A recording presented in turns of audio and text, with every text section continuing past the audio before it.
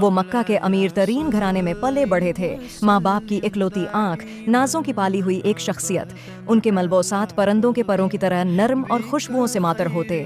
مکہ کی گلیوں میں جب گزرتے تو لوگ انہیں دیکھ کر رک جاتے اور کہتے، یہ ہے قریش کا شہزادہ مصعب بن عمیر۔ ماں کا پیار، خاندان کی عزت، دولت کی فراوانی، ہر وہ چیز جو دنیا میں انسان کو مطلوب ہو وہ انہیں میسر تھی، لیکن ان کا دل سچائی کی تلاش میں بے چین تھا۔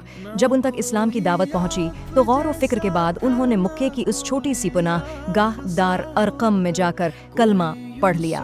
اب وہ مسلمان تھے، لیکن اس خوشخبری کا اعلان نہیں کر سکتے تھے۔ سب سے بڑا خوف انہیں اپنی ماں کا تھا۔ کچھ عرصہ تو راز رکھا، لیکن جب حقیقت کھلی تو ماں نے انہیں گھر سے نکال دیا، ان کے کپڑے تک اتار لیے گئے۔ وہ شہزادہ جو کل تک ریشم پہنتا تھا آج کھجور کی پتوں سے ڈھکی ایک چٹائی پر سو رہا ہے۔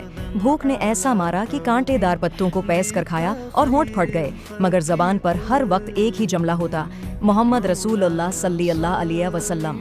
جب مدینہ میں اسلام کی روشنی پھیلنے لگی تو نبی کریم صلی اللہ علیہ وسلم نے حضرت مصعب بن عمیر رضی اللہ عنہ کو مدینہ بھیجنے کا فیصلہ کیا۔ وہاں کے لوگ ابھی نئے نئے مسلمان ہوئے تھے اور قرآن سیکھنے کے خواہش مند تھے۔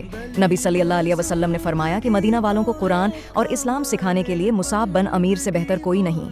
وہ مدینہ گئے اور 1 سال سے بھی کم عرصے میں ایسا انقلاب برپا کیا کہ گھر گھر میں اسلام کی روشنی پھیل گئی۔ لوگ ان کی سادگی، اخلاص اور خوبصورت اخلاق سے متاثر ہو کر جوق در جوق ایمان لا رہے تھے۔